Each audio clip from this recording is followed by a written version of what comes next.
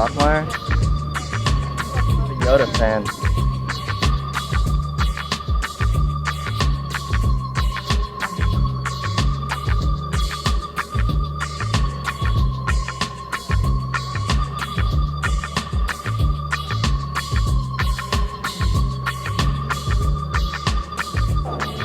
Oh gee, I'm sorry, I look like an old leprechaun, and I skate AT&T all day, every day, where I go, so sorry. Shalom, everyone. Welcome to my unofficial Slap Pals questions. I'm Jason Rothmeyer. I think we're just going to dive right in. Siota, what was your first favorite board graphic? Favorite board graphic, probably first Santa Cruz Pro model. I had two foundation boards before this.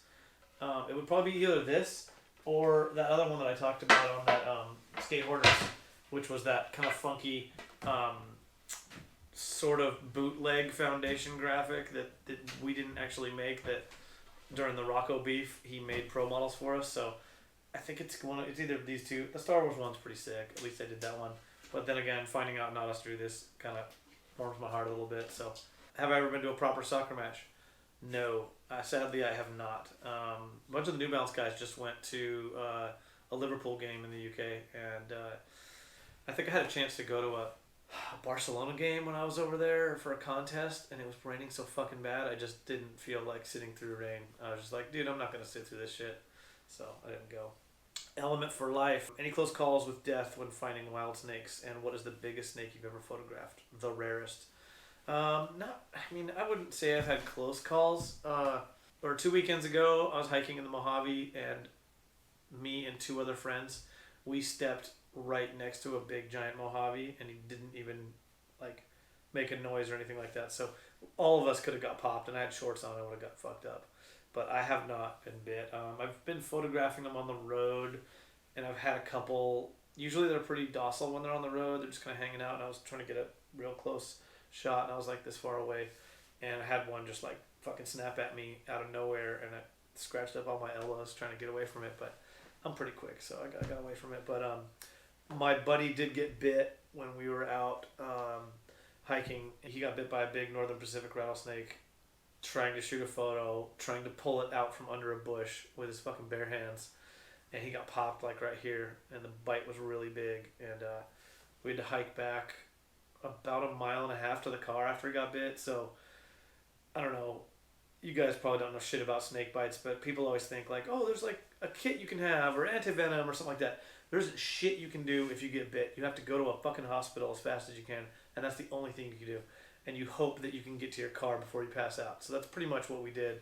I took his camera bag, we started walking, and I gave him my water, and I was just like, dude, just keep drinking water, and hopefully we'll get there before you pass out. And if we pass out, then I'll hike out and come back and, get something. So anyways, we got to the car, we were able to get out, and then I had to drive like 1.5 hours or 2 hours to Ridgecrest to get him to the hospital. So it was definitely dodgy, but personally, I'm pretty cautious. I try to stay out of the strike zone. Biggest snake I've ever photographed? I don't know. I found some pythons when I was in Bangkok last year, like right in the city. I was there for a sales meeting for New Balance, and then I did a side mission. The cabbie for sure thought I was going on a sex tour, because he was like, where am I taking you? I'm like, oh, I'm going to my friend's house. And he's like, oh yeah, friends. Like for sure every white guy there is just like going to go on some sketchy shit. But anyways, I was meeting up with a homie, and he took me out walking the neighborhoods, and we found all types of shit. But we found it was like a 7-foot long reticulated python, which is pretty small. They get to like 20 feet. I'm going to Brazil in November over Thanksgiving, and the area I'm going is like where all the anacondas are, so I'll definitely be seeing an anaconda there. It's like they're pretty much a dime a dozen there, so it should be easy. The rarest, sometimes you're like finding stuff, it's not necessarily rare, it's just hard to find, so there's different ones. I went to Peru and found a whole bunch of shit that was just like every night we were finding all types of ill shit. So that was probably, any of the Peruvian snakes I found were probably the coolest. Feed Me Seymour, of course, the man behind the editing. If you had to cut open and get inside one of these creatures for warmth, who would you choose? A Wampa ice creature, Jabba the Hutt, or Amy Schumer? And I was kind of curious, the Wampa is the one that hit Luke in the ice cave. Did you mean a tauntaun? Because that's what they actually cut open in Empire. Either way, it would for sure be Amy Schumer. You know, like you got a couple cushions there to like rest your head on after you cut her open. She'd probably be talking shit the whole time. You'd probably be laughing. She's oddly hot to me, so I don't know. Maybe that would be a bummer, but Amy Schumer. Can you tell us about the Big Brother ad in which they cut and paste your face onto the gay porn? That was you, right? That was definitely me. I was the power bottom on that photo. But when I quit Santa Cruz to get on Foundation, the first ad we had on for Foundation was me doing Fakey Trey, Switch Manny. And they put the Santa Cruz logo, but it said fuck 'em, which is kind of interesting because that's actually a Santa Cruz logo. Salva used to use that. Instead of saying Santa Cruz in the red dot, it said fuck 'em. So they actually, it wasn't like we were taking something that didn't exist already, but obviously it's a fucking diss. It's like fuck 'em and it says meet Jason's new friends. So after that ad came out in Big Brother, then Santa Cruz followed up with the one where they cut and pasted me getting plowed by Todd Swank. And I remember I went skating with Kendall and William Nguyen and all the dudes that were on the team, Caesar, right after that, like right after the mag came out, like a week and a half, they actually were in Long Beach and they were like going skating with me. And I think Kendall was like super nervous that I was going to be fucking super mad about it. And I was like, dude, it's funny. I don't care, man. Like, if you can't like think that's funny, then you're just way too uptight. Like, what are you going to do? Like, fight someone over it? Like, come on. So then the follow-up ad after that was, we used to get these team letters from Santa Cruz.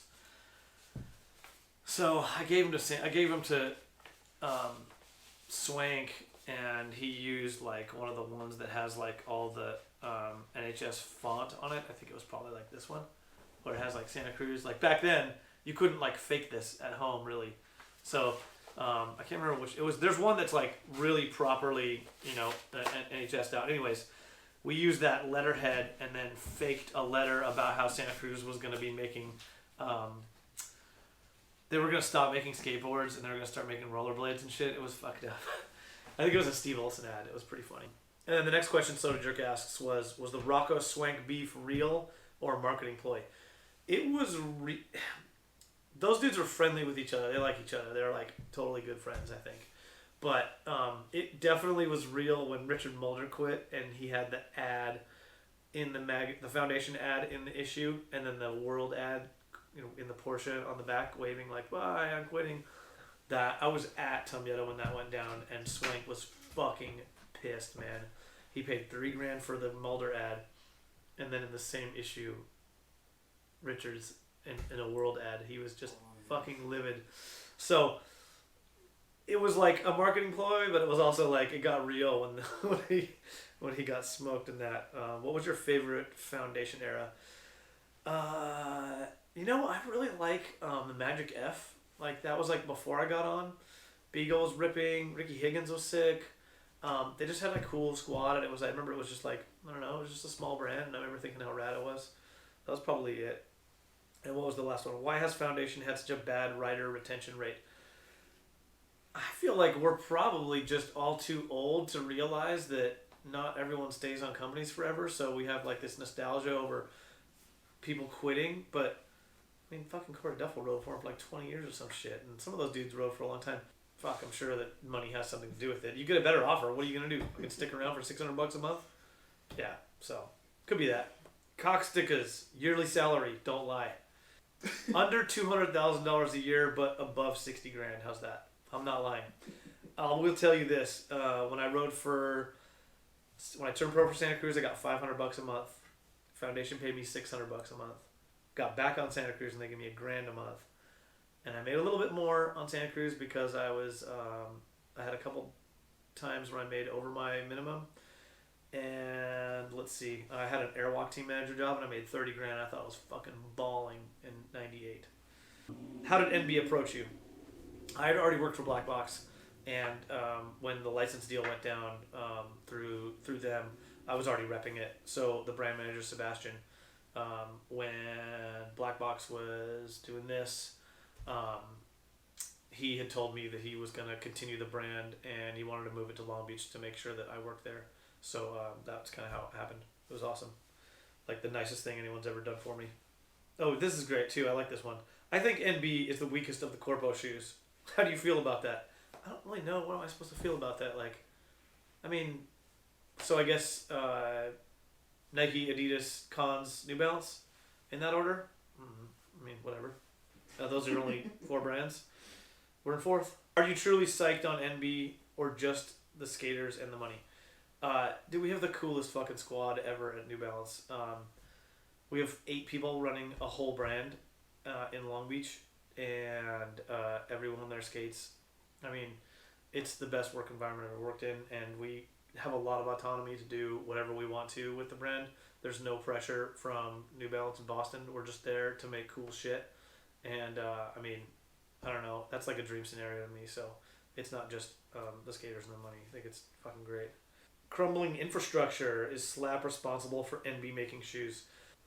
That would be, you probably have to ask the chief that, maybe, because that's kind of how it came about, you know, like originally Jamie secured the licensing deal for Black Box, and that was probably, you know, that conversation was probably had two years before they started making shoes. So I actually don't know the background details on that.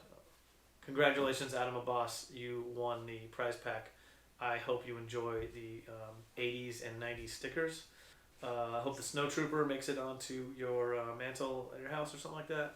Enjoy trying to find a VCR to play that issue of 401 number 2. Monkey McPot. So you were Costin's replacement when he backed out of doing profiles in 401 number 2. I don't know if he backed out. I just don't think he had footage for it. And they had already released the first issue. And then I think they were trying to do them bi-monthly, right? So every other month. So a month had passed, and I think they had realized, like, oh shit, like, it was supposed to be Jeremy Ray Costin, and he didn't have enough footage. He wasn't going to have enough footage for a profile. And Josh Freebrick hit me up and was like, hey, do you have any footage? Because we need someone to do this. And I had like a little bit, but not enough for a whole thing. So I filmed that whole thing in about 2 weeks. Anyways, yeah, Freebrick hit me up. Was like, hey, can you, we need to get a profiles going. Do you have any footage? And I maybe had like a few tricks here and there filmed, but I was like, dude, I'm fucking down, man. I'll film this whole thing. And I filmed it in about 2.5 weeks. And then, I mean, you can tell like it was all wearing the same kit like the whole damn time.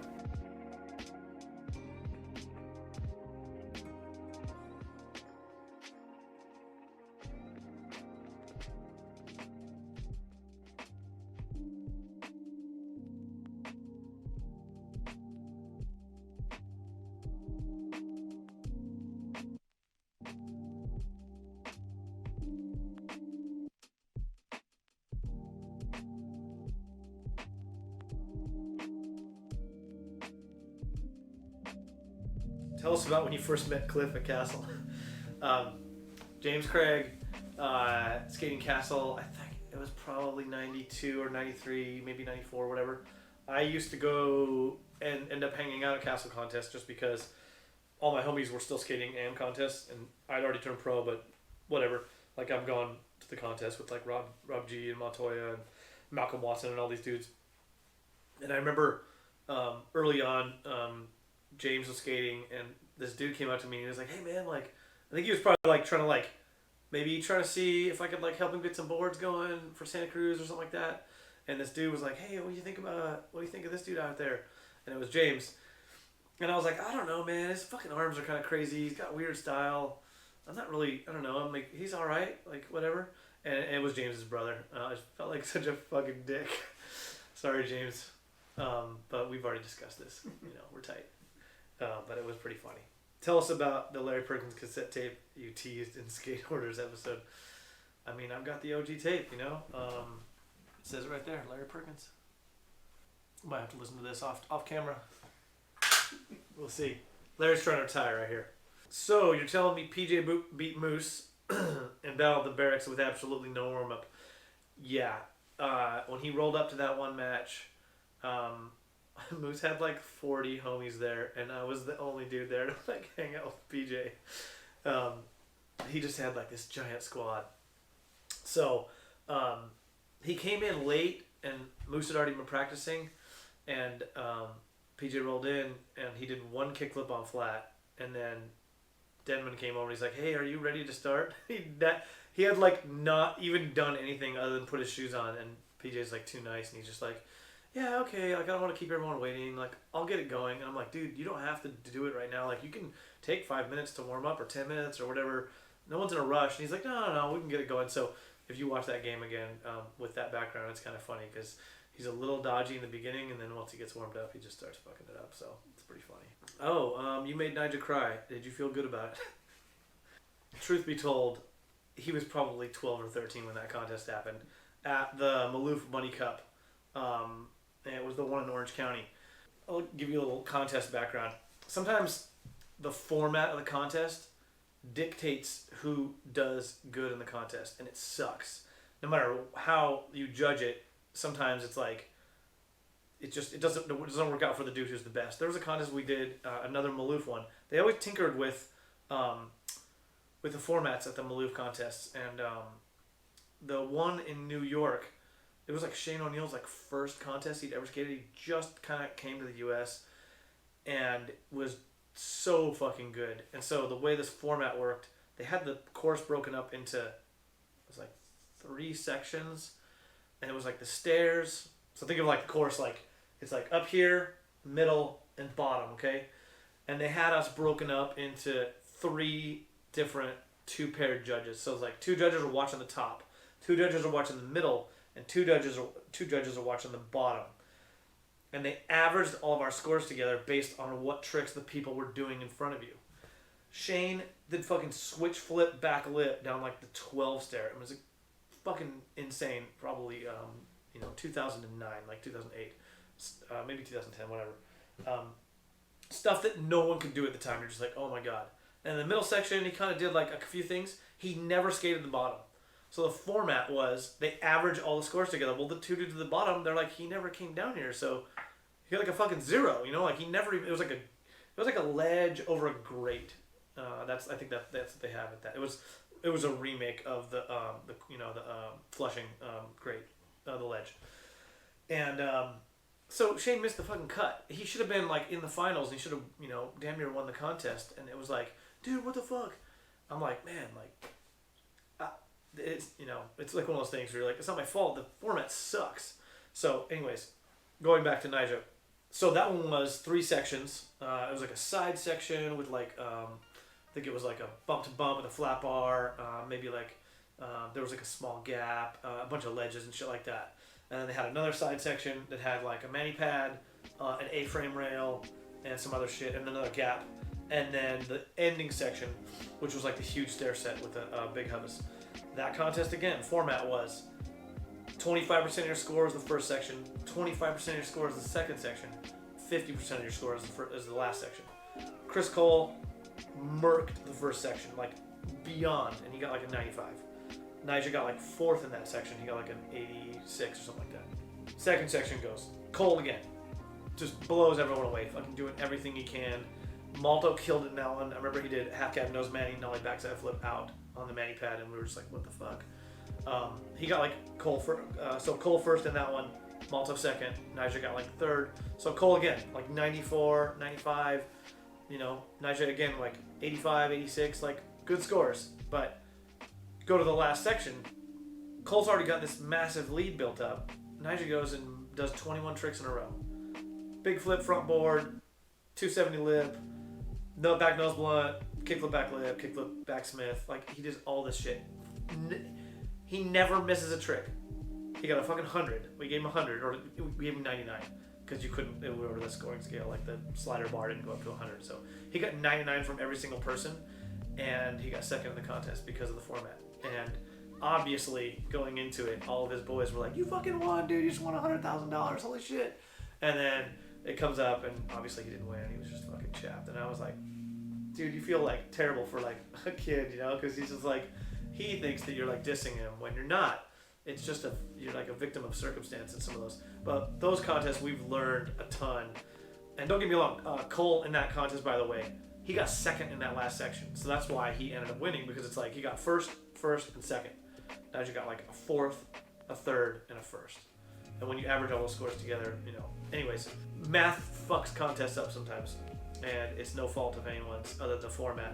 And we've learned over the years to like make it as easy and simple as possible. Like best run counts, or overall impression of the whole jam. leaves you a little bit of leeway to like get the right people in the right spots, because when you start doing contests like that, inevitably sometimes and Cole deserved everything at that time. He was fucking almost unstoppable. He was so good. He did everything in that last jam. He did 360 ollie kickflip down the stairs. He did grapefruit grind down the handrail. Same shit, kickflip back tail on the kickflip front blood. So it's not like he didn't deserve to win, but there are times where it's like the dude who had the most mediocre shit ends up winning because of the format, and that's always a bummer. So we've definitely figured that out, hopefully, over the years, I would like to say. And I was not happy to make Nigel cry, so don't think that. Adam Abbas, the winner. Kelly Bird said, for those who want to knock Nike, skateboarding had 30 years to figure out how to treat these dudes like professionals, but we didn't do it. Do you agree with this, and why or why not? Dude, that's a good question, man. I guess his point being, that core brands open the door for these guys to come in because they have the resources to take care of these dudes a little bit better. There's an ebb and flow with how much money companies make, and when they start making less money, the dudes are going to have to get pay cuts, and then if someone else offers them more, they're going to probably jump to that. I mean, you can keep it real all you want, but like if someone's offering you $200,000 a year to ride for them and you're getting paid 40, I mean, what the fuck are you supposed to do? Like at that point, it's when you're 50, you're like, damn, I kept it real, son. But you're like, fuck, man, but I work at Walmart now. This sucks, So I would like to think that there's a time and a place for all the brands. I mean, someone asked me once if I thought that Fallen, what did they do wrong and why did they go out of business? And I don't think they did anything wrong. They had a fucking awesome brand. It had a shelf life that killed it and then ended. Sometimes that's how long brands last. It's not a fault of anyone, I'm sure that Jamie would say, oh, we could have tightened the budget a little bit more at certain points instead of, increasing. But, he made an awesome brand and people liked it, and then people stopped buying it and you move on. I don't know. That's kind of, I guess, the simple way of thinking about it. What can DC do to remove the ugly taste, all those mall shoes left in our mouths? That's so funny. You know what reps call those shoes? High desert killers, because that shit still pops off up in the high desert. Victorville. Those damn Globe Chet 4s are still popping off up there, I bet. I actually never wore any of those giant shoes, man. I kept all my shoes pretty small. I never really could handle the big clunkies. New Balance was originally manufactured and distributed through Black Box. What was that like? I was an independent rep for Black Box for 8 years, so it was awesome. I had a great time. Those dudes took care of me super well. I tried to do my best representing them and selling their product. And I did, my territory was SoCal, Arizona, and Vegas. So I got to hang out with all the awesome shops that I'm super good friends with to this day. So my experience was nothing but great stuff at Black Box. The original deal with them was a license deal through Black Box. So Black Box actually manufactured the New Balance shoes, and they used their existing rep force to sell that stuff. And it was also at a time when their sales were going down, so they had some issues with distribution. Not distribution, but they had some issues with manufacturing costs and things like that. Delayed some of the orders. So we delivered 3 seasons through Black Box, and they were pretty scattered, unfortunately. So once that happened after 3 seasons, they pulled the license, and New Balance took over. And our first launch from that was 2015 in summer. So realistically, we've only been on the shelf for 4 years since then. So it's a pretty short amount of time. There was a lot of positivity, but Black Box was a big operation, so it wasn't like the end all be all that it could have been. I think it was just, like I said, it was just the time that they were kind of going down at the same time as the brand moved in. So it was what it was. Can you share some kooky contest moments that you've witnessed that we may not have heard about? Going back to the Maloof contest, fucking Nelly performed at the halftime, in the middle of the contest before the finals. The dude with the fucking Band-Aid under his eye. I'm like, come on, man. Are you serious? But with that said, Snoop Dogg performed next year, and I was fucking hyped on that. And then we went to DC, and Dougie Fresh performed, and I was super hyped on that because that was the first hip-hop artist I'd ever heard on radio. So as corny as that is, that was pretty sick. There was a contest in Anaheim. It was one of the first things I judged. It was like 2000. They had a mechanical bull, and for the vert contest, it was an 11 cut. And if you missed the cut, they had whoever rode the mechanical bull longest got to make the finals. That was fucking stupid, man. That was the dumbest thing I've ever seen. Damn, there's been some corny shit that happened over the years too, man. Oh, Jesus Christ. I skated the first X Games, and they had fucking sky surfing in that. You know what sky surfing is? It's a fucking snowboard. Strapped to a snowboard, you jump out of a plane, and you do spins in the air. That's the dumbest shit ever. Rollerblading at the X Games, like, dude, there's some corny ass shit. What did we do? I judged the Kia World Extreme Games in Shanghai one year, and there were fucking scooters on the mega ramp. That was bottom of the barrel. Craig Lutzka is the third time the charm for the Dodgers. Thoughts on the Cincinnati trade? I fucking hope so, man. Those dudes kill me every year. 88 is a long time to wait to get a championship, and I was at games 6 and 7 against the Astros. Game 6, I was with Ortiz. We were so fucking stoked. Game 7 was the worst sporting experience of my life, beyond. And they had so many opportunities to win that series. They didn't have shit opportunity to win the Boston series. They were going to get smoked no matter what. So I don't feel like we had a chance last year against Boston, but we should have beat the Astros. Fuck Houston, man. That sucks. Thoughts on the Cincinnati trade? Man, I think all those dudes were up on the next year on their contracts. I think they knew they were going to piece them out. I was a huge Yasiel Puig fan, so I was bummed to see him go. But I get it, man. That's like some front office business decisions. And I think that minor leaguer we got from Cincinnati is supposed to be banger, but that's all like untapped potential. So we'll see how that goes, how that works out. Post a quote from the World Cup website talking about, I think it's like an old profile I had from when I used to judge for World Cup. It says, today Jason still gives his time to the young skaters coming up, annually attending Woodward skate camp, and by just being there for the younger skaters in Long Beach. So anyways, when were you annually attending Woodward? Did you ever get the sense that sketchy stuff was taking place?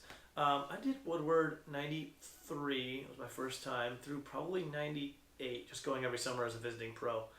And then I go to Woodward West every once in a while just to go skate, and sometimes we do contests there and shit. Dude, I never saw anything sketchy there. I saw some funny shit happen there. I met St. Clair there, Fat Bob, Ken Hughes. I mean, the list goes on forever. Brian Howard, Zitzer, all these different guys that I've been friends with forever. And I just saw, like, the Planet Earth team came once, and this is fucking so funny. The whole squad came. It was like during like 94, so it would be like Schnurr, Rick Jaramillo, Howard, trying to think of who else fucking wrote for him back then. Anyways, Schnurr being he wanted to go swimming, middle of the day, all the kids are at the pool, and that dude didn't have any shorts, and he went swimming in white boxer shorts. Fucking white boxer shorts in the pool. And when he got out, it was just full hog, full bush. You could see there's nothing left of the imagination. And it was just like, what the fuck are you doing? So they all got kicked out like instantly. I think he jumped off the roof into the pool also. So it was even better. So that was like instant boot for like all those dudes. And then Tim McKinney, I think he wrote for Think. Woodward's like a pretty, I mean, like it's pretty regulated, you know, like it's just like kids going to summer camp. So you can't really do like your normal stuff there. He rolls in from the parking lot, drinking a beer and smoking a cigarette, and he's walking into camp like that.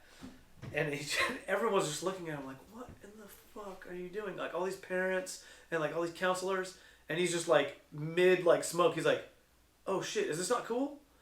And I just remember thinking that was the funniest reaction, because I'm like, dude, of course it's not cool, man. They're not gonna be. You can't just roll in with a beer. Like he probably went into town. It's in the middle of nowhere, so he had to like. It was Woodward East. He went into town to like grab a 6-pack and some smokes. You got to do that shit in the parking lot, or people used to go to like this quarry to like go party at and stuff. So, anyways, I never was privy to anything dodgy going on.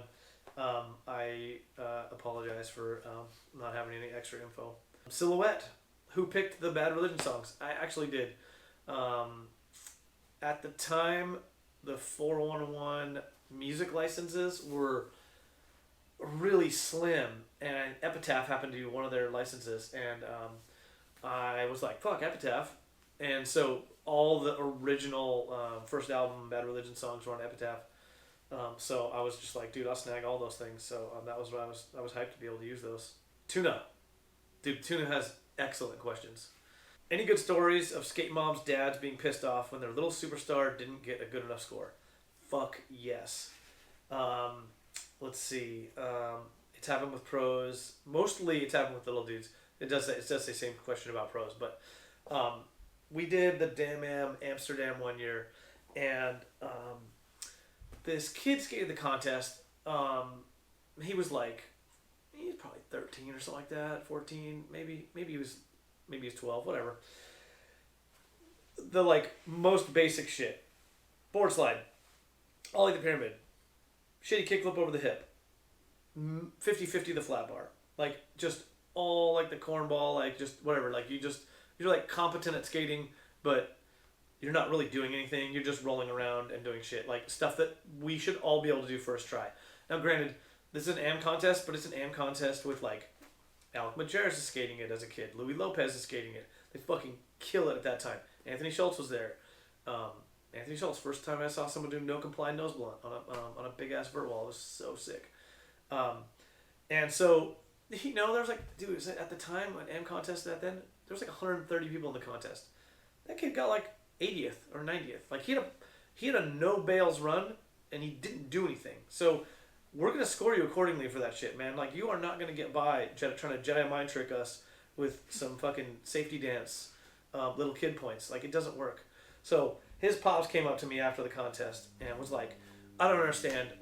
You guys fucked up so bad. Or my kid got 85th place. And I'm like, oh, okay. Who's your kid? And he's like, oh. And I'm like, oh, yeah. I'm like, hey, man, I'm sorry to say, but he skated good, but I mean, he's not. I'm comparing him to the dudes in the contest, and the dad was like, no, you judge them to the best of their ability. He was trying to say that when you judge, that's the best he could ever do, and therefore you should judge him against his own ability. And I was like, no. He is judged against everyone in the contest. So he's put up against these dudes who were just about to turn pro at the time, Louis and Alec were probably maybe a year or two away from turning pro for flip, that were murdering it. Axel Kreisberg skated it. There were so many good dudes. Tiago skated it. Didn't even show up for his fucking first run and skated and got fourth with no practice. Dude skating against legit gnarly dudes. And the dad was livid. He couldn't fucking believe that I told him this. He's just like, you don't know what you're doing. And, oh man, it was just such an uncomfortable situation. But I just was like, dude, I'm sorry you feel this way, but you are 100% wrong. And I don't know what to tell you. I just left it at that. He was fucking pissed. He was from French Polynesia. I remember thinking oh, it's so cool. This kid's from French Polynesia and he skates. And then I met his dad. And he was just some rich prick. And I was just like, fuck this kid. I bet you that kid fucking scooters now. He can suck it. Same question above with pros. Yeah, not really so much the dads as much as the pros actually themselves. It used to happen a lot with vert contests, man. Tampa Pro one year, Rune got third or second, and he was fucking super pissed. And he's just like, oh, you guys don't know what the fuck you're doing. And I'm like, oh, whatever. And then the next year, he won. And then he came up to me, he's like, you guys don't know what the fuck you're doing. I never should have won. I'm like, what? You fucking won, and you're mad that you won, but then last year you didn't win, and you're mad that you didn't. Man, we can't get it right with you. Rune got heated. He was real competitive, and for a reason, because he's fucking amazing. Jeremy Rogers came in during Copenhagen one year and got heated on us. So he's skating best trick. He was trying nollie heel nose, big spin out on the handrail. And he did one, but when you land, someone was coming in his way, and he also kind of maybe wheel bit. So, I'm talking, as soon as his four wheels hit the ground, he jumped off the board and fell. And then he tried it, 4 or 5 more times, and then he moved on and started doing switch heel board slide. And he ended up making that, and he got 5th in best trick. And when he came in to get his prize money, he was like, hey, dude, do you think a switch heel board slide is harder than nollie heel nose big spin? And I'm like, because when you do best trick, you, list what trick they did to get the placing they did. And I was like, no, I think nollie heel nose big spin is probably harder than switch heel board, but you didn't land the nollie heel nose big spin. He's like, yeah, I did. Someone just got in my way. I'm like, You tried it like 4 times after the one you bailed. So, I mean, as a fucking lifelong skater, you know when you land something and you know when you don't. And if you would have landed it and you would have known you landed it, you wouldn't have kept trying it. Someone had told him like, dude, you already made that, keep going. So he listened to their advice. And I'm like, no, you don't keep trying it if you landed it. You knew you bailed it. Anyways, after I was done, Rattray was like, holy shit, dude, is he fucking serious? Like he was tripping in the thing. He was just like, I've never heard anyone complain like that before. I'm like, I mean, it's a legit question, but still, it's like, come on. Any contest run pet peeves? Well, I referenced it earlier. The safety dance is one of the biggest pet peeves. You're just like, feeble grind, lip slide, kickflip fakie, shitty tray flip over the hip, and then you're like, I killed it, and you're like, no, you didn't, man, you got a 40. Or every contest, there's one trick that, especially in street contests, there's one trick that everyone does. One year, we called it was the am shuffle. The fucking front board body varial to board slide. Gee, dude, get the fuck out of here. It's like 20 dudes do it in their run. If you see 20 dudes doing that, do not do it in your run. Let me think. Nollie fucking big spins over like bump to bumps. Dude, come on. Like maybe 50 or 60 dudes in Tampa Am one year. And same thing with like even rad tricks. They just lose their luster after you see the 70th dude do a kickflip back lip. You're just like, oh, fuck, can you just please do something else? So those are, if you watch like Tampa Am and you watch 290 people and you've seen the same thing at the end, you're over and over, you're like numb to it. And then someone comes out and does something super creative and different, and you're like, fuck yes, this guy. All right, who is skateboarding's Jar Jar Binks? I actually put some thought into this. I actually do think it's Jeremy Rogers. He's like a foil, he came around at the same time as that movie came out. Little kids like him, adults don't. I don't know, man. They wrote him out of the script, or he wrote himself out of the script. I mean, yeah.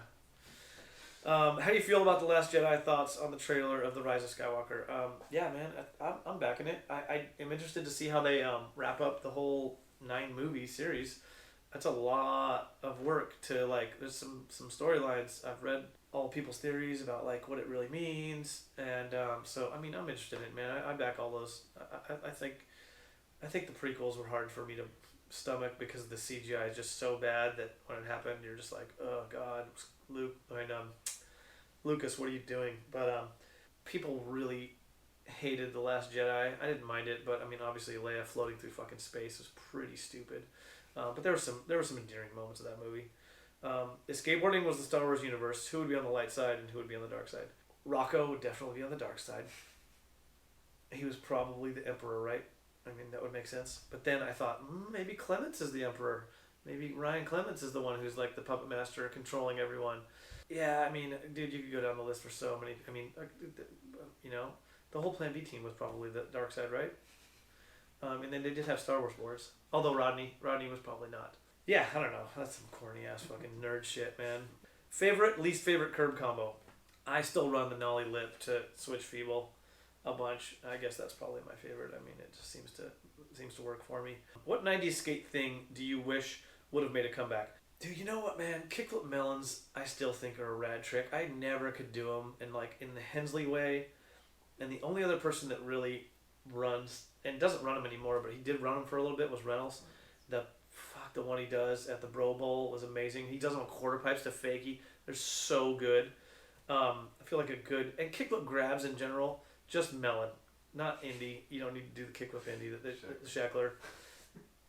But I think street grabs are still sick if you do them right. Think about how rad the Rattray fakie ollie stalefish down that giant gap in his part. Oh man, it was so in New Blood. Man, street grabs are sick. I would back street grabs coming back. That's like sort of 80s, sort of 90s, but point and click.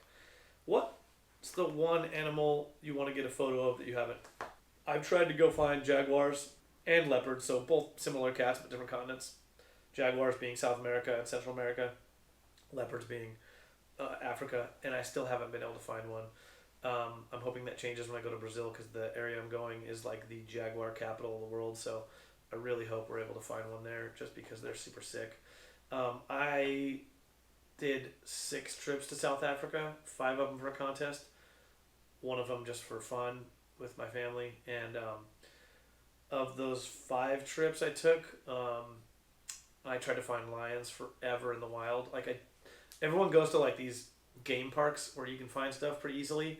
You know, they're like big game parks, but they're like, you're probably gonna find what you need because they might be not like a few square miles of game park. You know, but I really am a fucking dork about it. I have to see one really in the wild.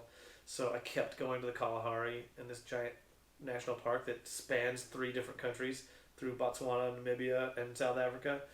And on my 3rd trip there, I finally found a wild lion. So that was like pretty. I was pretty excited about that. What is your favorite critter photo you've gotten so far? There's a snake in Peru that I found that I was pretty fucking stoked on. Man, I found some cool shit. One thing people don't know about New Balance Numeric, I think maybe what I just said before. There are 8 people running the whole company in Long Beach. That's our whole squad. Maybe 9. It depends on who's there at a certain time. But I mean, yeah, like we have a super sick crew. So I mean, we're running it with like I guess people think there's just this like global monstrosity. Also, New Balance is a privately owned company, so we don't have the same pressures as companies that are publicly traded. Whereas there's no stockholders to like pressure you into doing certain things. Hey, why are we spending X amount of budget on this much travel? Or why is this guy? Why is Russell Howland spending so much money on drone shots? Anyways, we don't have that. Like we're like really left to our own devices and to do what we think is best for the company. So we have an awesome brand manager, and he like steers the ship super sick for us. We do like Slap. That shit is talked about in the office. Whenever I see something funny, I mean, I'll bring that shit up, and we're always yelling at each other. So I'm probably the one that looks at it the most in the office. But hey, everyone's creeping on. Everyone's creeping. Yeah, Seb's creeping. Ty's creeping. Nick's creeping. Straight has a question. Straight, you got in before Gay did. Have there been any talks of a PF Flyer skate program? I can't be the only one that wants this. I believe that conversation has been had. You're definitely not the only one. They did have like some ambassadors. Jason Adams and Josh Harmony both used to like represent them sort of on like a I don't know if it was like a DL basis, but they were sort of like I said, they're like brand ambassadors for PF. PF's fucking cool, man. They make some rad shit. It's a really, really old brand, and I don't think that a lot of people know that New Balance owns PF. So they make some cool stuff, and it's real basic, just like low tops, high tops, Sandlot shoe. They make some cool stuff. So I would not be adverse to them having a skate program, but we don't run that out of our office, so it's not really up to me. Merge. Has NB used Slap as a way of developing something or general consensus? Developing probably. I'm assuming he's not saying. General consensus? No, I don't think general consensus, but except for it's me, which like, hey man, everyone wants the Tom Knox colorway again. Slap says it was the best one out. So I mean, it's like me talking shit because I'm like, but there's like 3 people that commented like that shoe's the fucking best. I'm on the New Balance containment thread quite a bit on the shoes forum, so I try to answer everyone's questions in there. What are your opinions, thoughts on the core versus corp situation? Why should someone choose New Balance over a core brand? Dude, again, it is what it is, man. Shoe brands exist. These guys wanted to jump in. I feel like they did it correct. I've worked for a core brand, Fallen. I've worked for, I guess you would consider it definitely a corporate brand in New Balance. My experience has been pretty similar, actually, because I'm working with the same people at both brands. So, in a sense, I'm working with the same guys, whether I'm at Black Box or I'm at New Balance. I mean, I retained the same rep force from over there as I do over there, and my brand manager's the same. So, it's difficult. I wish that all those core brands slated and everyone was on an even playing field, but it's just the realities of the marketplace, So why would someone choose New Balance over a core brand? I mean, just over in general, over the rest of the brands, we make some really good shoes. Quality is probably like our biggest point that we try to make. We're trying to make the best skate shoes as far as like durability goes and comfort factor. So that's probably like our biggest strong suit. And obviously we have a kick-ass team. Oh, what can you tell us without getting in trouble about the 306? Cup, Volk, one piece, toe, etc. Nothing to get in trouble with that. That shoe drops in July 1st, so it's like real soon. It's a vulcanized shoe. It's got a little bit of breathability on the inner side, a little bit of heel cushioning, even though it's a Volk. It's kind of, built up in the heel, similar to how the Arto was, but not as bulky as the Arto. It booked really well. I'm anticipating people probably are going to buy it because, dude, Jamie's amazing. That dude is 100% the sickest dude. Whenever I'm in shops or going to do line showings with my reps, I feel like the Foy is the one that everyone's like, holy shit, we're for sure booking this. So I'm hoping for good things for that shoe. Favorite NB team rider? Man, tough question. I really like Frankie. I think Frankie's 100% an awesome human being, and he's like super genuine. But fucking Westgate, man, how can you go wrong with Westgate? He's like the best, dude. I watched that raw footage like 4 times. Just like can't believe some of the shit that dude does. If I could mimic a kickflip in the world, that it just goes down. It just looks so sick. Yeah, they're like my children, man. I can't pick the best one. This is not epic. Any cool experiences with Westgate? How about Anthony Schultz? I took Westgate out hiking when Phoenix Am was going on a couple years back. It was before he even got on. He was just there with America, and I think he just happened to be like hanging out with those dudes. Maybe they were on the end of a tour, and the tour ended in Phoenix.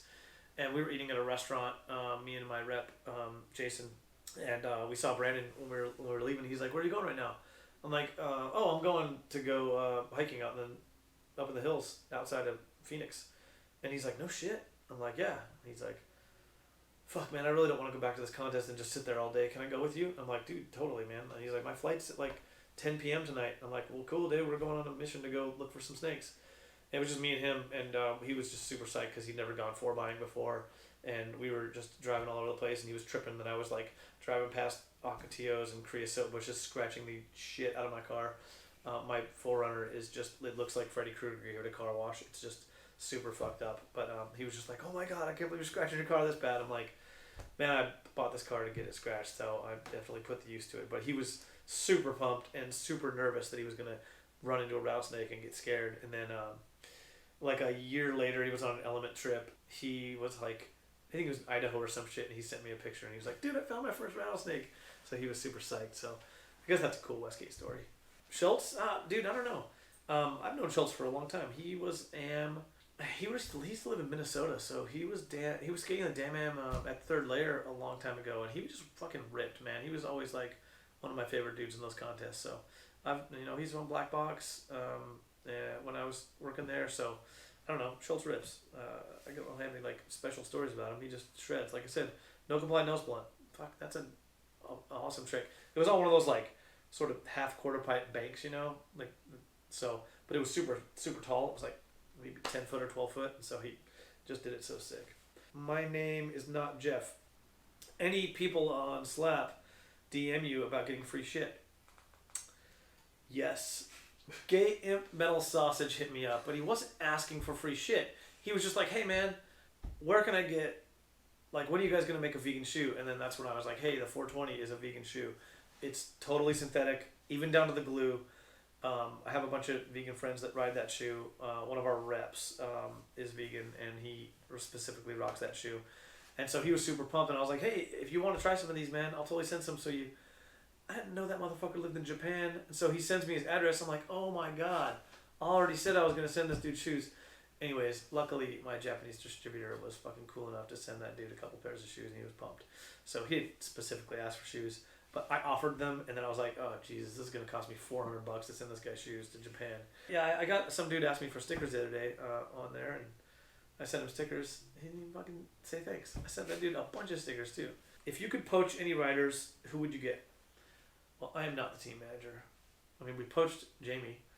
That was a fucking good one. And Westgate was like the dream dude for us because of Boston connection. I'll probably answer this question later when someone in here I know they ask like what my favorite skaters are. You'll be able to read into that question. How hard of a bidding war went down with Foy? Surprisingly, it was pretty mellow. It was perfect timing because I believe they were starting to wind down doing shoes at the same time as that became available, and our marketing director happened to used to work at Diamond, so we were fortunate with landing him because Jamie Foy is 100% sickest dude. Snowman 600, if you could pick any skater to guest judge the next Tampa Pro, who would it be? Oh, I don't judge Tampa Pro anymore.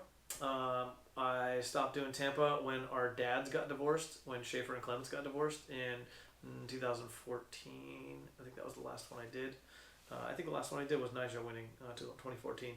So, guest judge, I would make Haslam go do it again because he quit in the middle of the fucking contest last year because he couldn't stand judging so much. So, I would make him do it again. I'd tie him to the chair and make him watch everyone. Chris Gentrified, do you still own any giant loud orange pants? I sadly don't.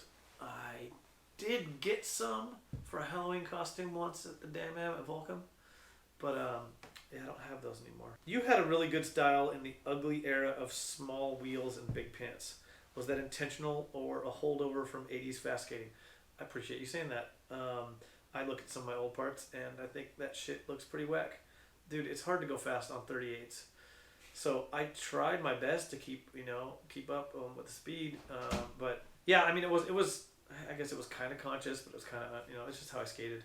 But I did, it was that like tail end of the 80s and then into the 90s. So I did probably benefit a little bit from that, like kind of a little bit fast skating as opposed to some of the other dudes that were just creeping. I dug your 40 for 40 or whatever your old man part was a few years back. Is there anyone who still skates but fell the fuck off? Like a former pro whose skills have diminished versus he still got it but not through lack of effort. I think what you're trying to say is there anyone out there who's like completely off the radar but still fucking rips? Stacey Lowry would be probably my best choice for that. He can ollie this fucking high still. He's got perfect tray flips. He's obviously pretty off the radar, and I don't feel like that dude's skills have diminished much at all. He just absolutely shreds. Are you sitting on any classic footage of PJ? No, probably. I put that on. All the stuff I filmed with him I put out on Instagram. What was the best foundation rider in person? That one's super easy. Ronnie Krieger is the best foundation rider in person, bar none. More of a request than query. Could you be so kind as to suggest interesting tricks for PJ and film them? I understand he can do anything, but lacks the creative gene to do all the weird and exciting tricks that endeared him to us in PJ Wonderful Horrible Life. I was trying to get him to film Fakey Back 5-0, Rick Flip Out. Because he did Fakey Back 5-0 front big spin at Cherry 4 tries. And I was like, dude, Rick Flip Out of that shit. That would be the fucking sickest ledge trick. And he said he was working on him for a while, but he never, he was trying to do it for Tricolor, and he never made it. I would really like to just start filming him with an iPhone and just get more footage of him. So, believe me, you guys, I'm doing my best. I delivered the part at Tricolor for you guys. I'm just kidding, it wasn't me, but it was all our filmer. But I'm trying. I'm doing my best. Dirty Burger. What was your favorite era foundation that you were not a part of, and what is your opinion of the current lineup? I think that I already answered that. I think I said Magic F. I think that was the sick squad. Dude, I like the current lineup, man. I'm bros Dakota. I think he rips. All those dudes kill it, man. I mean, people are so fucking good these days. It's not like you can diss anybody. Those are amazing. Corey Glick is fucking amazing. And Cole Wilson's probably the nicest human being on the planet, and he kills it. And those dudes should have multi-million-dollar shoe contracts. I wish they would, but there's just not enough brands out there for everybody right now. It's pretty crazy. How do you feel about the movie Anaconda? I saw it not too long ago, and I started watching it, and I'm like, man, Jon Voight, Academy Award winner in this stupid fucking movie. Anyways, it's 100% realistic. That is exactly how snakes act. And when I go to Brazil for this snake finding mission in November, I hope that's how I meet my end. I'm sure Numeric has decided to not produce certain samples or colorways. Any that you're disappointed about? I don't think so. I help pick some of those out usually when it gets down to like the the final mix where you have like, hey, we have these 5 colorways and we need 3. There's probably been a handful, but usually what happens when you don't pick the one that's like a banger, you end up rolling that over to another season. So usually shoes make it in. PJ Ladd on Monkey Sticks confirmed. Dude, you ever watch that Monkey Sticks edit that he had? That like minute and a half, right around the same time. It was basically throwaway footage from Wonderful Life. He does Faggy Hard Flip Shifty. It's so sick. I told him to bring that shit back too, man. I'm like, dude, bring that back. He's like, oh, I think that was like the last time I did one. I'm like, it don't matter, you know, like whatever, you can do it. Gay, what's up? Gay, if you looked at that side of the room right now, you'd be so bummed at my giant Gons wall. Sorry. Of the current MB team, who is the most kind and who is the most grumpy? It's a great question. Grumpy. Davis Torgerson. And you know what? He's going to be super grumpy that I said that. Hopefully he sees this. Kind. We have a lot of kind dudes on the team. Tyler Surrey is one of the most kind people. Chris Colburn, Cookie, is the nicest human being in the world. Frankie's super kind. I mean, dude, we got rad dudes. Ted, Tim. Even though some people on Slap, some fucking reason, they called Tim out as being a dick. I don't get that. It's so weird to me. When we were at the 100K last year at the Zoomies like annual party, some kid was like, "Hey, is that Chad Tim over there?" And I think he was asking. He might have been asking Levi, or maybe it was me. I can't remember who it was. And Levi's like, "Oh yeah, that's Tim." He goes, "Dude, I really want to go say hi to him, but I hear he's a dick." And we were just like fucking laughing so hard. Like, how did you hear he's a dick? He's the nicest dude ever. Anyways, Chad's not grumpy. He's nice. Yanami, favorite skater to watch. Also, who is your favorite skater to skate with? Ishad in person is unbelievable. Dude is the best. Like, super just skate rat. That fool won the Maloof contest we did in South Africa one year, 2012, 2013.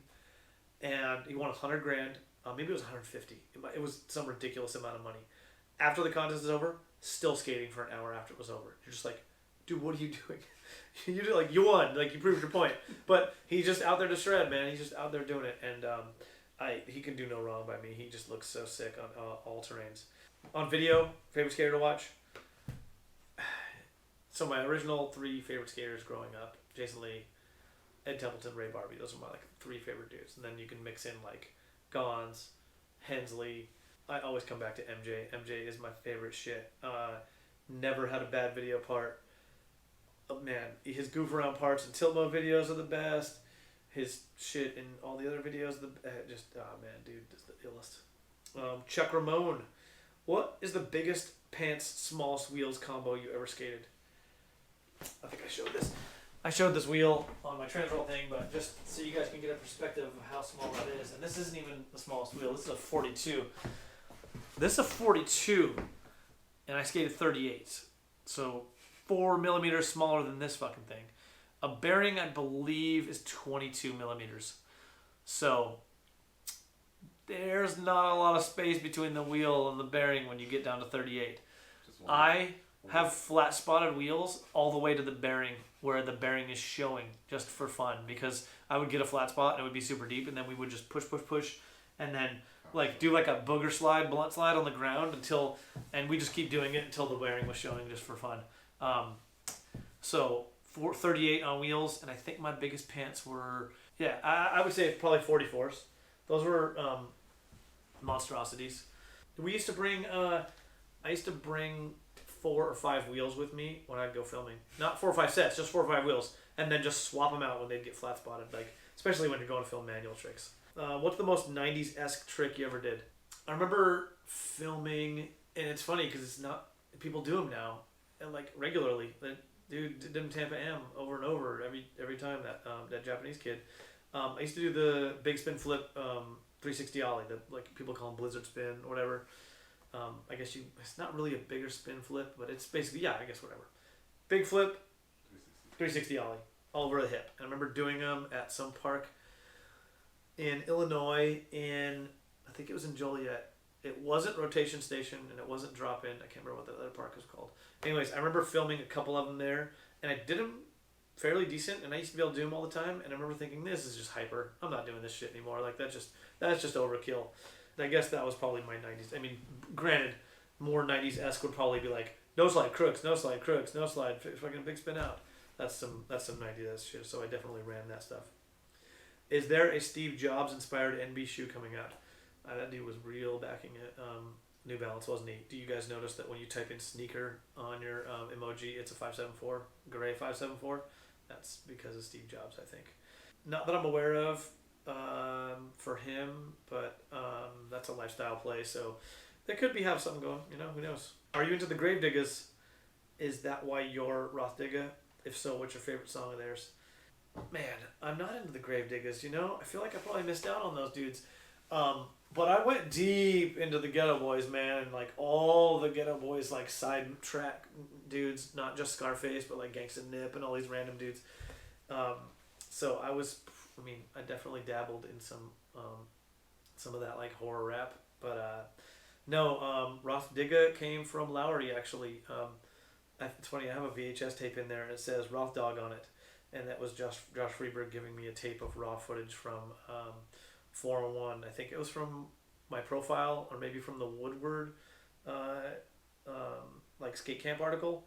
So it said Rothdog on it, and then Lowry just started saying Rothdigga, and that was just kind of how it stuck. So it wasn't specifically from that. When's your next part coming out? I put one out when I was 45, so that was 2 years ago. So, fuck, I should probably do one before I'm 50, right? I just lost some weight, so I should probably start filming again. Gay Imp Sausage Metal. I think I probably said that backwards last time. The other day, you posted an OG clip skating to Op Ivy. What's your favorite song from them? I think Gay said the same thing. I don't know names of songs too well. Dude, I celebrate their whole catalog, man. Any other punk DIY bands you like from that area? So that's like my shit. 80s goth, early 90s rap, and 80s punk. Those are like my genres that I'm back in. So yeah, any the Descendants are one of my favorite bands. Obviously any Ian MacKaye shit, Fugazi, Minor Threat, even like local shit like the Vandals and stuff like that. I mean, there's plenty of bands that I back. Top 5 skate shoes of all time. Dude, they're probably all Airwalks, man. Airwalk 1s, Jason Lee, the Gum, tan with the Gum, the gym shoe, the Enigma, and then the last one would be the MJ1 America shoe, because I used to rock that thing quite a bit. That was a sick shoe. Monkey McPot, hit us again. Tell us a good Fred Gull contest story. All right, so Copenhagen one year, and Copenhagen's wild. You guys probably have watched enough of those videos to know that like people think Amsterdam's crazy. Copenhagen is fucking mental. It's so far beyond any party scene you've ever seen, especially when it comes to like the contest. It's a really hard event to run. It's super fun, but it's super it's a long event. We're doing like 3 contests a day. They start at 2 p.m. and they end at midnight. So it's like contest here, and then everyone parties for a while, and then we move on to the next spot, and then we contest here, and then we move on to the next spot. We do that for 3 days in a row. So it's basically 9 contests over a 3-day span. We were there one time, and we were in Christiania after we just finished the bowl contest. Tim O'Connor knows that I'm probably going to leave the party pretty early because I'm just not hanging out partying too late. I don't drink. I don't do any of that shit, so I'm just a fucking pussy when it comes to that stuff. I'll stick around and I'll hang out talk to the friends for a while, and then I'll bail. And he's like, Roth, are you taking off soon? I'm like, yeah, I'm going back to the hotel. He's like, dude, can you take Freddie with you? I'm like, and I just looked over and Freddie's just like, it sounds like everything's in slow motion. I'm just like, yeah, he probably could use with leaving. Tim's like, Freddie, Roth's going to take you back. I'm like, okay. Fred, come on, let's go. We jump in an Uber. We're going back, and he's babbling about a bunch of crazy shit in the car. Those of you in Europe probably know this. Those of you who haven't been to Europe, cars do not give a fuck about you in Europe. They will run you down, and there's no such thing as like suing people or liability or any of that shit. So they will run you over. You just cannot trust that they're going to stop for you. So not that Fred was trusting anything. It's just that it's dangerous when you're crossing the street there and you're like trying to cross on a red light. So we get out of the cab or get out of the Uber, and immediately Fred's like just straight stepping off the curb right into traffic. I mean, like just zoom. And luckily he was wearing a hooded sweatshirt. I just grabbed him by the hood like a kid, and he's like the curb's like here, and he's just like this, and he's just balancing on one leg while the car's just like zoom, zoom. And I'm like, whoa, Freddie, where are you going, man? And he's just like, what? Oh, fuck. I'm like, we gotta wait for the light. I'm like, all right. Get into the hotel, walking towards the room. We're like 10 rooms away from each other. And this is a Euro hotel, so there's like, it's like a super long hallway, but then like every 20 rooms, there's like a foyer with like a couch and like a sitting area in the, like, so it's like a long hallway with like these periodic sitting areas. So I walk Freddie down to his room, like, here you go, Freddie. And he's like, all right, cool, thanks, man. He like goes in, and I walk back to my room, and by the time I get to my room, 30 seconds later, he's already walking out of his room. He's like, I need to get some beers. I'm like, oh my God. No, you don't, dude. You're fine. Just, and so he was like half asleep. He didn't make it to get beers. He left his room and fell asleep face first onto the couch in the foyer. And there he laid for 14 straight hours. What? And so when Tim got back, he's just laughing because Tim's his roommate. And Tim's like, dude, he didn't even fucking get into the bed. Like, he just slept face first on this couch. Like, obviously way more uncomfortable than where he's at, but he made it. But Freddie's a fucking gem. Tell us a good Fred golf gambling story. We used to do poker games at Tampa Am and Pro on the course after the contest was over. So I would like, Fraser would bring a card table, like usually like, you know, there's like these fold out like poker tables you can have, like portable ones, and then bring chips, and we would have like these pretty good poker games. We had a lot of guys that came to those things, and a lot of guys that threw some money at our game that was pretty awesome because they would just like juice the pot because they were not going to do well. But Freddie ended up coming and playing, and he lost like $300, and then he left to go get more money and God knows what else in the middle of you know, that area of Tampa. And then he came back and he's like, I fucking got some more money, man. Let me get back in here. And I'm like, are you sure, Fred? Because you're, man, that you might as well just burn that money. And he's like, no, I'll fuck you guys up this time. And he lost that shit too. I'm trying to think of the dudes that were like the regulars in that. Nate Jones, come play with us. 11 the years he would come to Tampa, which was cool. Alex Moll would come and hang and chill. Muldoon would judge with me and he would play. Billy Marks would come and play. Jake Brown, Duffy, of course, like Frazier and Fritch would come and play. Adam Diet came and played. And there's like this scene in Rounders where like the dude's looking at his cards and he's there with his chick and she's like, or that like literally happened with Diet. His like chick was like, yeah. And then he would like bet and we would all just be like, fold. And then she would be like, no. And then he would be like, I bet 40. And you're just like, okay, raise to 100. Oh, fuck, you got me, Rothmeyer. Like, it's just so good. So, those were some pretty fun poker games. I remember we played Tampa Pro once, and P-Rod was practicing, and we played while he was like, we're just like, hey, Paul, we're going to be over here playing this game. You don't mind, right? And he's just like, no. He's like, I'm just skating back and forth, like, trying to do stuff on the handrail. He skated for like 3 hours while we were there, like, whiling out, playing cards, and he was solo. It was sick. Dude was dedicated. Oh, have you seen PJ without his beanie? Yes. I think we had him take it off in the office not too long ago. We're like, hey man, let's see your shit. And he just like so much hair. It's really long. But he's got stringy hair and it's like kind of curly, right? So it's not like, it doesn't come out like a heavy metal rocker. It's just like, yeah, it just expands. Does he do, how do you say it? Kundalini yoga? I'm assuming that's why he grew his hair and beard out. And I'm assuming he has Rishi not under that beanie. I don't know what the fuck any of that means. I know that that's a specific type of yoga. Shifty Flip. Who was an early teammate you looked up to? How was it when you first got on Santa Cruz? Any Rob, G, or Montoya stories? Early teammate I looked up to. Dude, I was... Dressen was always super fucking cool to me. He would take me around. I first got on. We would go skate backyard pools together in like around his area in Santa Monica and stuff. And... dude, he was rad, man, and he would just go skating, and it was just, I was always a huge Dressen fan. His Speed Freaks part was like one of my go-tos before. Him and Tom Knox were like my two favorite guys in that like late like 89 era of just that like Santa Cruz crew, and I was always a big Knox fan, so those are the guys I guess I probably looked up to. And how was it when I first got on? So yeah, it was awesome. The team was fucking huge when we first got on. I think I have a team letter. It lists everyone out, and I think there were 28 people on the team. AMS. Sorry. not pros, just AMs. And then they did a whole giant team cut, and they cut us to 4.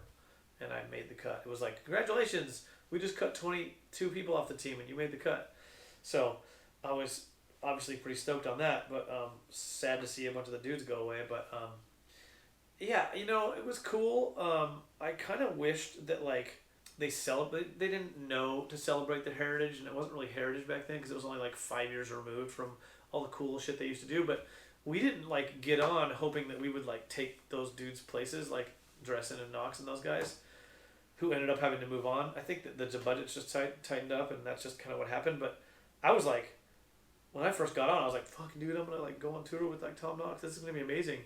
And then all of a sudden it was like, oh hey, you guys are gonna be pro, and those dudes, good luck over at Sonic. I'm like, what? Like that? What the fuck, man? Like I wanted to be with those dudes. I wanted to like be bros with those guys. Those were like the dudes I looked up to. So I don't know. In that respect, it's kind of a weird one.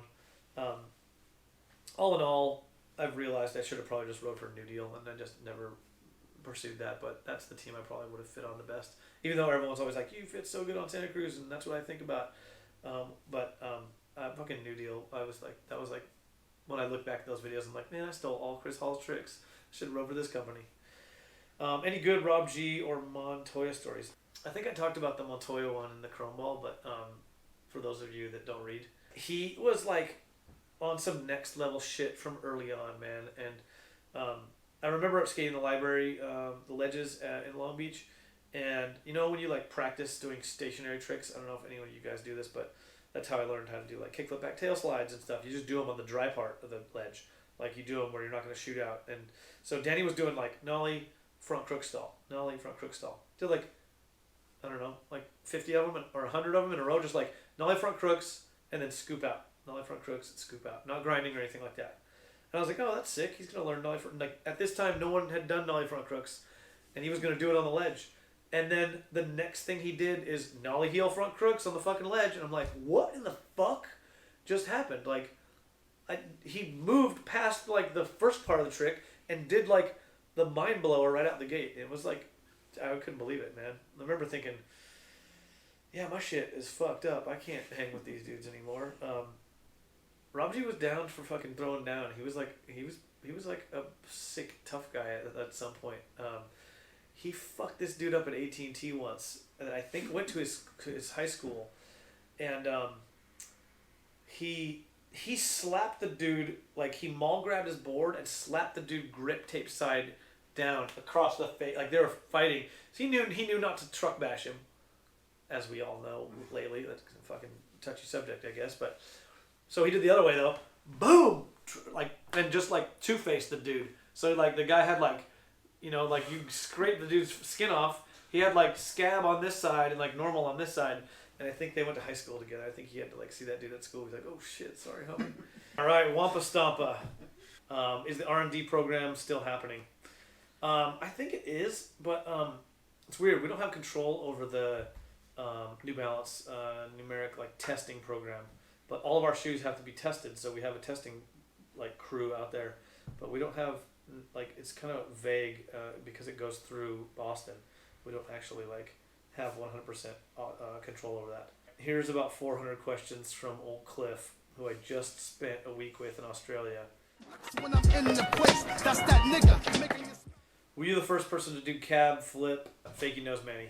I didn't see anyone do it before I did it, so maybe. I had cab flips really good at the time, so it just made sense. I was like, and that curve was like this tall, so it might as well have been doing that Chanel flat. Did always skating AT&T ever get you into trouble with your sponsors? Yes. I got kicked off Foundation.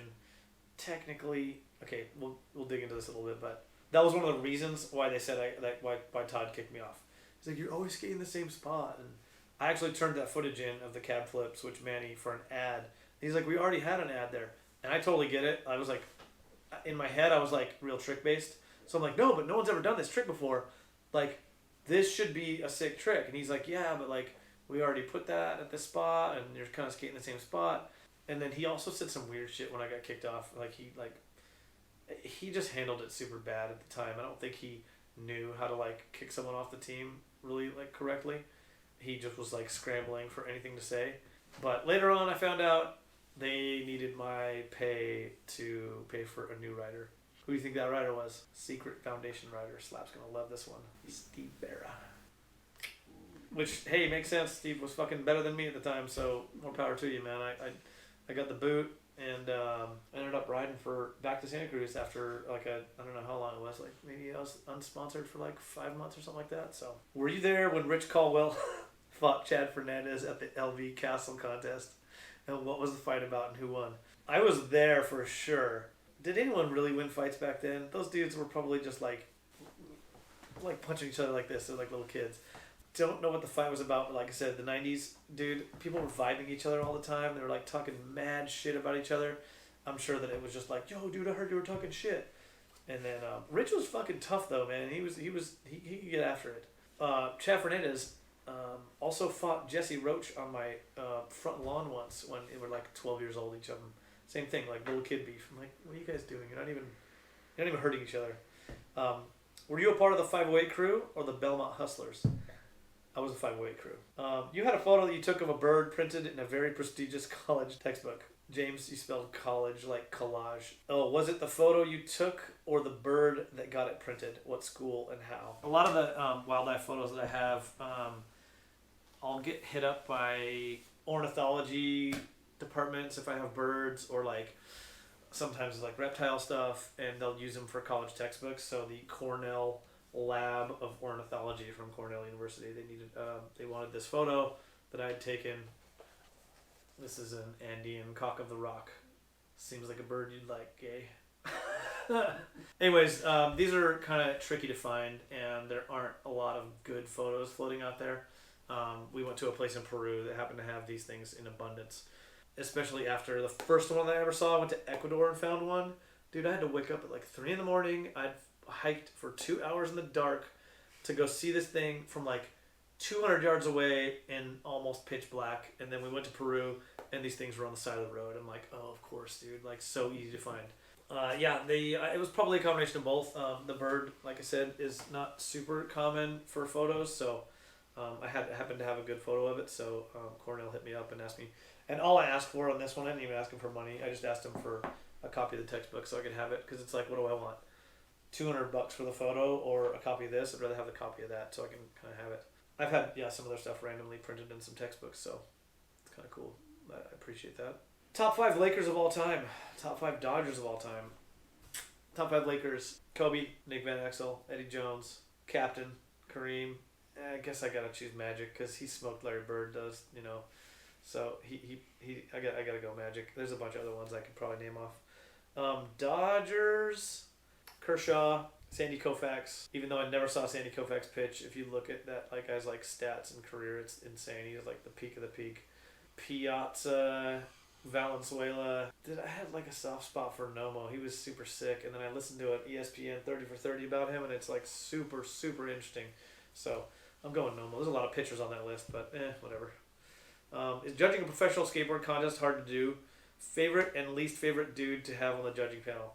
Judging a pro contest is actually easier than judging an AM contest a lot of times. The volume of guys in the AM contest sometimes is really difficult to deal with, but the talent in pro, at the pro level, it's actually easier to judge a bunch of really good dudes, because usually it's you bail, you get whatever score, you make your run, you get whatever score.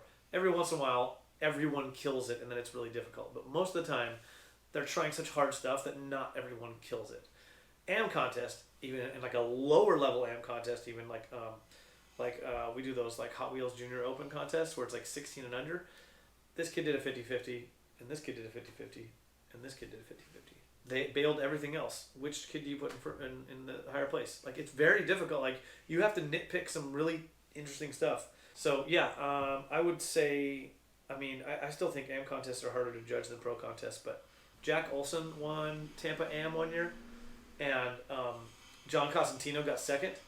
And one of the things you're discussing was in John Cos's run, he does hard flip crail over the pyramid, hard flip back lip on the rail, and then hard flip over the bump to bar to flat, and then a bunch of other really sick shit in his run. So he killed it, and Jack killed it too. Jack did the long switch feeble all the way down the rail to 180, Nollie back 180, fakie nose grind, and some other shit. But you're trying to like pick between these two things, and you have to like, you're like, okay, well, I'm probably gonna not deduct a little bit from John's run, but like, it's like something specific is like a hard flip. You see it once, you're like, awesome, hard flip over the bump to bar, that was sick. Oh, hard flip back lip, okay. Oh, hard flip cradle, okay. I like, it's a little overkill. It's like doing 3 laser flips in your run. Laser flip over the hip. Laser flip back lip. Like, you don't need to see something so specific over and over and over. Anyways, those are things that come down when you're like judging some contests. Favorite and least favorite dude to have on the judging panel? Sinclair's all time, like dude to sit next to. I could any of those guys though. Fat Bob Reynolds, Sinclair, James, Berard, like the squad that we judged with for a super long time. They're so much fun to judge with because, I mean, especially in like a long am contest, it's a long day, man. You got to pass the time, and there's a lot of shit that gets talked up there when dudes are skating, especially when people are flailing around and bailing. So I almost wish that we would have had a microphone up there, especially during some of those Tampa Am years where Mike was just blasting dudes because it's so fucking funny. If you had to pick up a bad habit, what would it be? I don't drink. I don't do drugs. I hated both of them when I did them, like once each, and I hated them both times, so I just never did them again. Got to dish shit out of the way early. I already gamble, so I already get that habit covered. Man, I'm stumped on that one, James. When did you have to start wearing glasses, and what is your sight like these days? I can't see shit without my glasses. I started having to wear glasses, and I was probably 18, 7, I think it was end of high school. So yeah, I was 18, right before going to college, and I remember like being I basically was sitting in the front of the class at the end of high school and like not really realizing why I was sitting in the front of the class. I'm like, oh, I can't fucking see anything. And then, but I didn't start skating with them until I was like 21. I always just kind of like the blurry effect. But yeah, I'm pretty screwed without my glasses. What is your favorite Mike Sinclair story? We did the Damn Am Minneapolis in like it was 2008.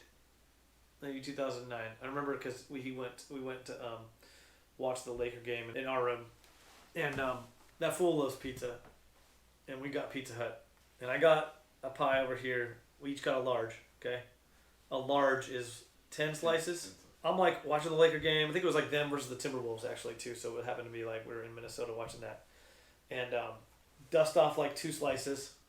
Maybe I had 3, and I look over at Mike. And the motherfucker had 1 slice left. And I was like, what are you doing, dude? And he goes, I mean, no sense in leaving just 1. Because I was like, yeah, I got food for like tomorrow. Like, I'm going to put this in the fridge. And I looked over at him. I'm like, holy shit, he just ate a whole pie. And he was like, yeah, I mean, you know, no sense. His thing was, it's thin crust, so it doesn't count. Like, that, the fucking logic for that dude. So, the next day at the contest, not good for him. He judged the whole contest standing up. He had to shit so bad after every single heat. He could barely pay attention towards the end of the heat because those heats were long. They were like, it might have been 5 heats of 20 dudes each. So it's like 20 dudes, 2 runs. So that's like minimum 45 minutes. So he's like, all right, go in, blow it out, come back. He had the key to this private bathroom at 3rd layer. And then like 20 dudes in, they're going to their second runs. He's like, oh shit, Jason. Oh shit. I don't know if I'm gonna fucking last. I'm like, come on, man. Hold it together. And then like halfway through, he'd be like standing up, like trying to judge. And then he was like, at the end, I think he was like, dude, just tell me what score to put down, man. I can't fucking think right now. And then like last dude, like right when the dude's last trick was going, he was already jumping over the wall, running to the fucking bathroom. Dude, 5 heats of that over and over and over. I'm like, what are you doing, man? Anyways, that and the time that he passed out at Tampa taking a shit and fell face first into the bathroom. Okay, one more. What's it like working with the guy who runs skateboarding, Ryan Clements? Is he as powerful as everyone thinks? He's 100% all-knowing, all-seeing. He's just controlling everything. Something must break now. Your kicker-to-kicker ollie is sick. Yeah, that's DJ Wade. Yes, I wish you all could have been there for that. That was the glorious moment. He's like, that was Damn Am, China, and we just got into the course and no one was there, and we're just like, oh, let's fucking screw around the course here for a little bit. And Wade's like, I think like he like pushed up to it and like rolled up and then came back, and James was at the top of the bank, and James was like, hey, you're gonna need to go faster than that. He goes, dude, don't worry, I got this. And that was the try. He was like, I got this. What would it take to get PJ to film another Wonderful Horrible Life caliber part? Man, and that's like asking Pat Duffy to film questionable like caliber part. Those two, I equate both those two at the same, because PJ came out, no one, I mean like very few of us knew who he was. I remember seeing scraps of footage of him in like Element Tour video in 401. He did the fucking Faggy Smith Rick flip out, and I'm like, who is this dude? Like, this guy's amazing. But that was the only really like hint I had of him. And then Duffy, nobody knew who he was until his part came out in Questionable. He was just like, oh, super DL. So they started off like here, and even though their next parts were like right here, it was like everyone expected him to like recreate that shit. Lightning in a bottle, man. How do you feel about nationalists, but also hooligans backing NB? Are you hyped on the latter and not stoked on the former? I mean, I'm not gonna be hyped on nationalists backing NB. That shit sucks. And I don't hooligans. I'm gonna have to ask Seb about that. He's English. Are we backing those dudes? Soccer hooligans? You can tell me when you watch the shit. But no, I'm definitely not backing nationalists. Like, that shit sucks. I'm sure that, the dudes who work at Papa John's weren't psyched on that motherfucker either. At least someone who works at our company didn't do that. So, Pipe Dreamer, tell us a good Caesar Sting story. Give us the juice on and off the board. Man, he's an enigma, wasn't he? We were in Amsterdam together, and he was really bad drinker, especially in his younger days. And he got wasted on one of the tours we did, and he was running at cars and jumping out of the way, like playing chicken with cars, but on his feet, not on a car. And like I said, in Europe, man, those dudes, they don't give a fuck. They'll run you down. And sure enough, dude, he missed jumping out of the way, and this car just fucking blasted him right in the knee, and he split his knee like this, like it was just open, like this open wound, like this big. It was so gnarly. Somehow he did not break his kneecap and didn't blow his knee out. He just shattered it into the light. All the stuff came out, plastic shards all in his knee. And he was wearing shorts at the time, of course, like a genius. And I remember the dude who was driving was like fucking pissed at him. He's like, "What the fuck, man? What are you doing?" It was just like, so we ended up going to the hospital, getting him stitched up. And then the next day we flew home, so he had to like limp his way like Walking Dead style through the whole airport. Kendall was super pissed about that. On the board, he was just butters, man. Like, he was so sick. He's had one of the first switch trays ever in a video, in the Big Pants Small Wheels video. His switch tray on a 3-stair. So he was awesome. He has like one of the best Manolo edits out. If you look up that Caesar Singh Manolo edit, it's like 4 minutes of all his footage from Santa Cruz and Planet Earth, and it's super, super good. Off kilter. Who can you name in the skate industry that lurks slap? The whole New Balance Numeric office. All of them. Twist. I'm not familiar with you or your work, and I'm sorry, but can you do a kickflip? Fuck yes, I can do a kickflip. Feed me Seymour. Are you hyped on for the 2020 Olympics? Do you care? What negatives and positives do you predict will come of it? I'm kind of indifferent to it, There's no way it's not gonna be corny. I think that we should all probably fucking temper our expectation. But I'm just talking about in general, like, you could probably look at a parallel with snowboarding in the Olympics. I mean, it probably wasn't exactly what they wanted it to be. Dude, it's a giant fucking moving ship. You're not going to be able to, like, change what's going on over there. So I have some friends that are doing their best to, like, make that as much of a positive experience as they can. So I'm hoping that it comes to fruition. But, man, yeah, it's like the X Games. Did it change your life when you were skating when the X Games started? Probably not. Didn't change. I mean, I skated in them and judged them, but it's just like this. It's a contest over here. It doesn't change your like day-to-day skating in life. So I think people get a little bit like too upset, like it's gonna ruin it for them. It doesn't ruin shit for you, man. Go out and skate your local spot. What does that matter? It's not like they're gonna hold an Olympics at your local curb. Do you have a pair of these stepdad shoes? Tell the truth. These fucking things. I don't have a pair of these, man. I don't have any pair of the clunky New Balances at all. I don't have any of those Grandpa Chillers. Concerned parent. When will we get a real New Balance Numeric high top that actually covers my ankle?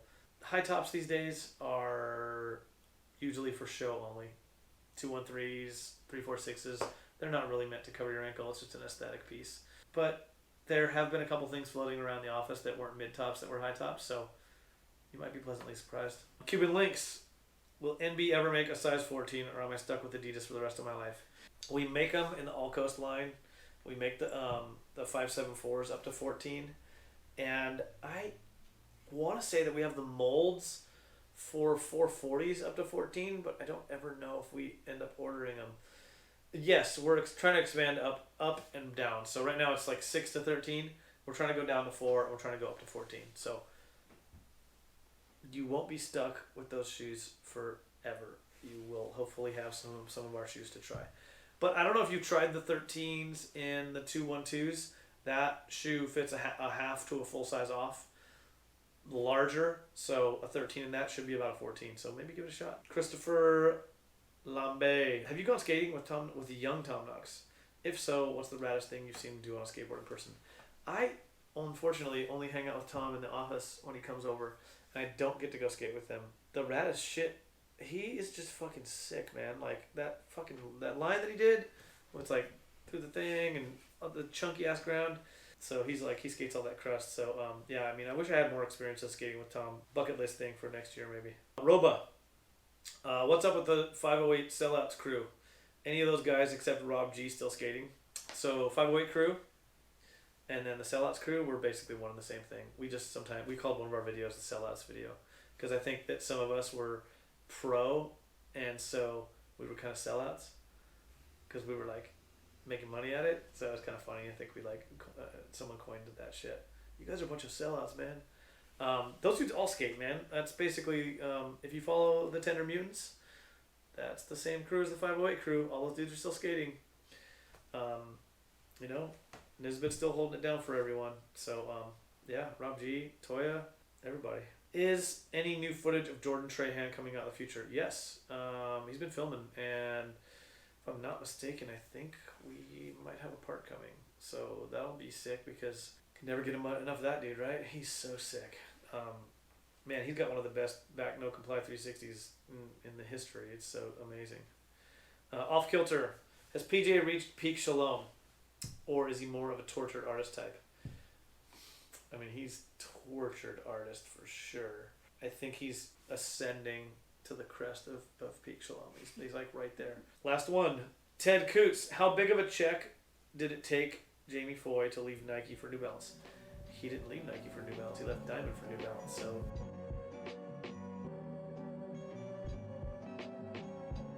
yeah, no dogs. Hey, sorry you guys. This is the only one so far with no dog. Hey, stay tuned for whoever is coming next. All right.